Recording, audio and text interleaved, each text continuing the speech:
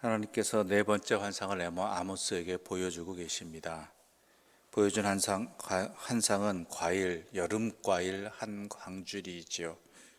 그리고 무엇을 보느냐고 질문을 하시죠. 여름 과일 한 광줄에서 여름 과일은 히브리어로 카이츠라고 이야기합니다. 그리고 이스라엘의 끝에서 끝인 단어의 끝이란 뜻의 의미의 단어는 캐츠라는 그러한 히브리어를 사용하죠. 발음이 비슷하다는 것입니다. 즉 팔레스타인의 여름 과일은 마지막 수확물을 의미하게 되는데 이스라엘이 끝이라는 것이죠. 비록 풍성하고 향기로운 것 같이 여겨지지만 실제로는 국가의 운명이 이제 끝에 달했다라는 것, 이스라엘 민족에게 심판이 임한다는 것, 즉 회개하지 않는 죄인이 세상에서 더욱 높아지고 부를 얻는 것이 마치 여름 과일과 같이 화려하게 보이고 풍요롭게 보이지만 실제로는 그것이 끝이라는 것이죠. 그것을 분명히 알라라고 아모스에게 또는 환상을 통해서 보여주고 계시는 것이죠. 이 아모스가 복음을 전할 당시 이스라엘이 그러했다라는 것입니다. 어느 정도였냐 하면은 4절부터 6절까지의 말씀 우리 함께 읽어보겠습니다. 4절부터 6절입니다. 함께 읽겠습니다. 가난한 자를 삼키며 땅에 힘없는 자를 망하게 하려는 자들아, 이 말을 들으라. 너희가 이르기를 월삭이 언제 지나서 우리가 곡식을 팔며 안식일이 언제 지나서 우리가 밀을 내게 할꼬, 에바를 작게 하고 세계를 크게 하여 거짓 저울로 속이고 은으로 힘없는 자를 사며 신 한 켤레로 가난한 자를 사며 찌꺼기 밀을 팔자 하는도다. 이스라엘의 상류층들, 부자들의 죄악 때문에 이랬다는 것입니다. 하나님께서 우리에게 주신 이 땅을 살아가면서 하나님의 백성으로 살아가면서 어떻게 살아가야 되느냐를 하나님이 율법을 통해 알려주셨죠. 그것을 우리는 하나님 사랑, 이웃이라는 것을 분명히 압니다. 그런데 북이스라엘의 이 악한 자들, 이 상류층의 모습은 어떤 정도인가 하면 하나님 사랑, 이웃 사랑 다 버린 자들이라는 것입니다. 5절을 보게 되면 월삭이 언제 지나서 우리가 곡식을 팔며 안식일이 언제 지나서 우리가 밀을 내게 할꼬라고 되어 있습니다. 즉 월삭이나 안식이라 하나님 앞에 서는 날입니다. 하나님께 예배 드리는 날이죠. 그런데 그 예배를 왜 드리느냐라는 것이죠.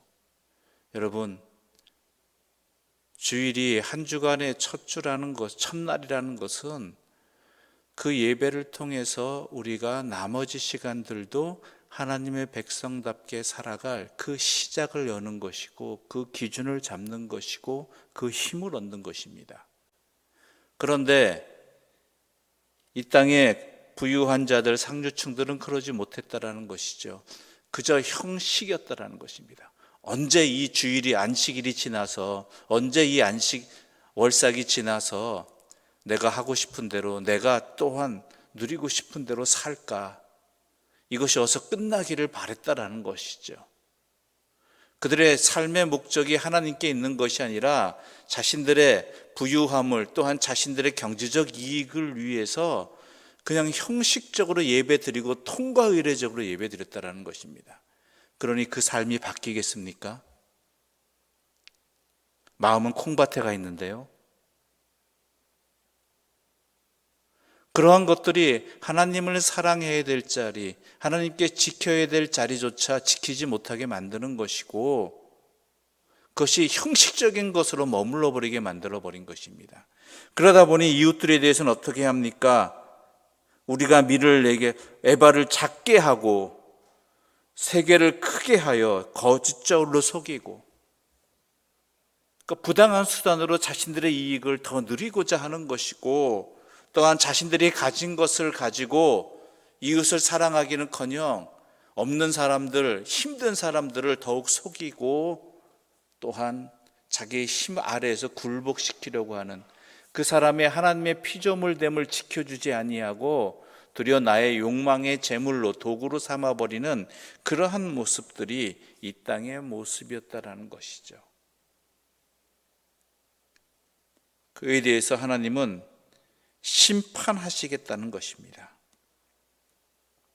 10절의 말씀 함께 읽어보겠습니다. 9절과 10절의 말씀입니다. 9절과 10절입니다. 주 여호와의 말씀이니라. 그날에 내가 해를 대낮같이 지게 하여 백주의 땅을 캄캄하게 하며 너희 절기를 애통으로 너희 모든 노래를 애곡으로 변하게 하며 모든 사람에게 굵은 배로 허리를 동이게 하며 모든 머리를 대머리가 되게 하며 독자의 죽음으로 말미암아 애통하듯 하게 하며 결국은 공고한 날과 같게 하리라. 아멘. 주 여호와께서 말씀하십니다. 이건 무슨 뜻입니까? 하나님께서 확실하게 하시겠다라는 것입니다. 반드시 행하시겠다라는 것이죠. 어떻게 해요? 대낮에 해가 지게 하고 백주의 땅을 캄캄하게 만들어 버리고 절기를 애통으로 너희 모든 노래를 애곡으로 변하게 하겠다. 슬픔이 가득하게 하겠고 절망이 가득하게 하겠다라는 것이죠. 그래서 모든 사람이 굵은 배로 허리를 동이게 되는 것이고 모든 머리를 대머리가 되게 하며, 이것은 우리가 말하는 일반적인 대머리를 말하는 것이 아닙니다. 머리카락을 미는 것입니다. 수염을 미는 것입니다. 당시 중동 사람들에게 자신의 털을 민다는 것은 가장 수치스러운 일입니다. 가장 남자로서 하지 말아야 될 일 중에 하나였습니다. 그것이 자신의 가치를, 명예의 상징이라고 여겼다라는 것이죠. 그 상대방을 멸시할 때, 상대방의 수치를 질 때 가장 대표적으로 하는 것들이 상대방의 털을 밀어버리는 것이죠. 이러한 상황에 이른다는 것입니다. 결국은 공고한 날이 되게 할 것이라는 것입니다. 그런데 더 심각한 곤고한 날이 있습니다. 더 잔혹한 심판의 증거들이 있습니다.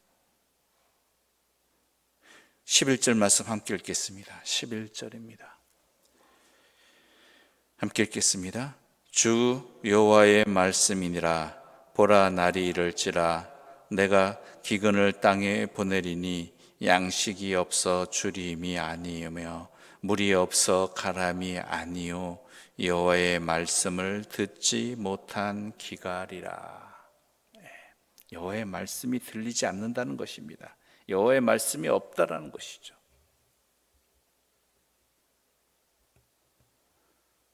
목이 마름이나 배고픔이나 그것과 비교할 수 없는 그러한 하나님의 심판의 자리.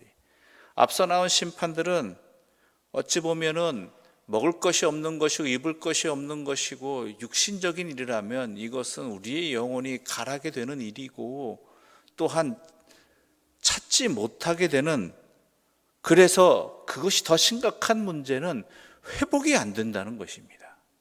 회복할 힘이 없다는 것입니다. 여러분 분명히 아셔야 됩니다. 우리는 하나님의 말씀으로 살아갑니다. 그뿐만이 아니죠. 우리는 하나님의 말씀으로 창조된 세상 속을 살아가는 사람들입니다. 물론 인간은 흙으로 창조되어서 빚어서 하나님께서 하나님의 생기를 불어넣어 주셔서 우리가 인간으로 창조되었지만 그 모든 근본은 하나님의 말씀에서 비롯되었다라는 것이죠. 그런데 그 말씀이 사라져 버리는 것입니다. 이것이 하나님의 엄연한 심판은 진짜 심판의 끝입니다.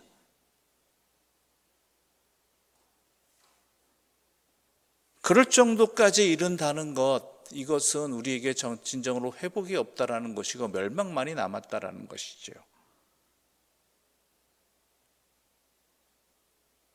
그리고 그들이 의지했던 모든 신들은, 의지했던 것들은 아무 쓸모없는 것이 되어버립니다. 그것을 깨닫게 되죠. 깨닫게 되어서 우리에게는 하나님밖에 없으시구나 라는 것을 그때서야 느낀다 하고 하지만 그때는 회복할 수 있는 말씀이 없다라는 것이죠.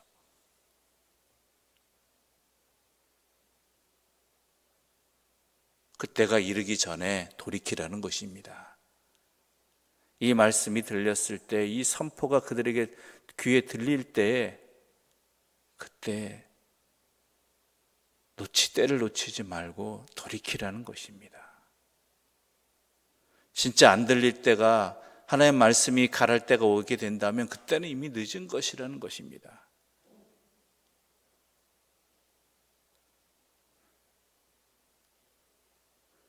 내가 여호와의 길을 걷고 있느냐 아니냐, 하나님께서 나에게 심판의 날을 준비하고 계시느냐 아니냐는요, 내게 여호와의 말씀이 제대로 내 마음판에 새겨지느냐 아니냐, 내가 한 주간의 삶을 살아갈 때 여호와의 말씀을 항상 묵상하며 기억하며 그 말씀을 지키기 위해, 그 말씀대로 살아가기 위해, 또한 그 말씀에 빗대어서 내 삶을 돌아보고 있느냐 아니냐가 중요한 것입니다.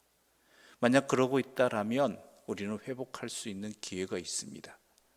그러나 더 이상 내 삶에 여호와의 말씀이 말씀으로 다가오지 아니하고 그저 형식적인 그때 예배의 한 순서로서 내 삶과는 전혀 상관없는 형식적인 어떠한 것으로서 남아버린다면 그것은 하나님의 심판의 때가 나에게 다가왔다라는 것입니다. 물론 거국적인 심판이 있습니다. 나라가 흔들려 버리고 땅이 뒤집어지고 하는 심판도 있겠지만 세상은 아무 일도 없는데 나에게 다가오는, 각자의 개인에게 또한 다가오는 심판의 자리도 다 있습니다.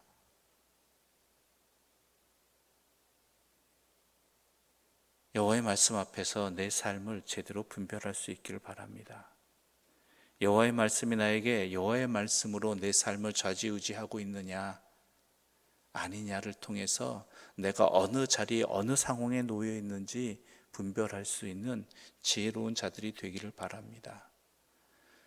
또한 내가 하나님께 드리는 신앙의 자리, 예배의 자리와 이웃을 향한 내 마음이 어떠한 마음인가, 어떠한 모습으로 이웃을 향한 삶을 살고 있는가, 이것을 통해서 내가 어떤 자리에 있는지, 어떠한 상황에 놓여 있는지 분별할 수 있기를 바랍니다. 그저 내 자신에게 별일이 없다라고, 내 자신에게 풍요로움이 보인다고, 남아있다고, 내가 아무 일 없다고, 잘 살고 있다고 하는 그러한 착각 속에서 벗어나기를 바랍니다. 내 삶의 기준은 하나님을 향한 사랑과 이웃을 향한 사랑 속에서 하나님의 말씀이 내 삶에 어떻게 영향을 미치고 있는가에 따라서 내 삶이 어떠한지를 알 수 있는 것이지요. 이 새벽 우리에게 들려주시는 이 말씀이, 또한 매 예배마다 들려지는 이 말씀이 우리 자신을 깨닫는 은혜의 자리가 되기를 바라고, 그리고 그 말씀의 힘을 힘입어서 고침을 받고 회복을 얻는 그러한 은혜로 이어지기를 간절히 소망합니다. 기도드리겠습니다. 하나님 아버지, 여호와의 말씀이 우리의 삶의 양식이고 또한 그 말씀에 따라 살아가는 것이 우리에게 복된 삶이라는 것 너무나 잘 알게 해 주셔서 감사합니다. 그런데 우리는 그저 나에게 별일이 없으면, 내가 살아가는데 불편함이 없으면, 이전보다 내가 조금 더 편하게 살고 있으면 내가 잘 사는 것이라고, 내가 복을 받고 누리고 있는 것이라고 그렇게 판단할 때가 너무나 많이 있습니다. 하나님의 말씀이 내 삶에 어떠한 말씀으로 다가오는지, 주님께 또한 나아오는 예배의 자리가 나에게 어떠한 영향을 미치는지, 어떠한 마음으로 주님 앞에 예배를 드리는지, 또한 이웃을 향한 나의 행동과 생각과 나눔들이 어떠한 것인지 그것을 통해 내 삶을 보지 못하는, 깨닫지 못하는 우리의 어리석음을 용서하여 주시옵소서. 그리하여 우리가 돌이킬 수 있는 기회에 돌이키게 하여 주시고, 말씀의 능력을 힘입어 회복되게 하여 주시고, 하나님의 말씀이 내 삶의 중심이 되게 해 주셔서 하나님을 사랑하고 이웃을 사랑하는 참된 복된 삶을 살아가는 주의 사람들 되게 하여 주시옵소서. 이 모든 말씀 예수님의 이름으로 기도드립니다. 아멘.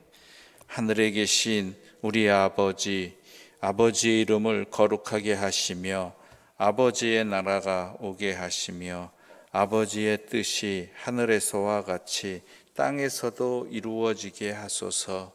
오늘 우리에게 일용할 양식을 주시고 우리가 우리에게 잘못한 사람을 용서하여 준 것 같이 우리 죄를 용서하여 주시고 우리를 시험에 빠지지 않게 하시고 악에서 구하소서.